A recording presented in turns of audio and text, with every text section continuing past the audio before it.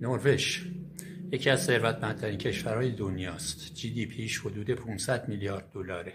هر سال 8 میلیارد دلار برای بودجه نظامی هزینه میکنه، یعنی 1.6% از کل اقتصادش. اما در همین کشور ثروتمند 120,000 نفر زیر خط فقر زندگی میکنن.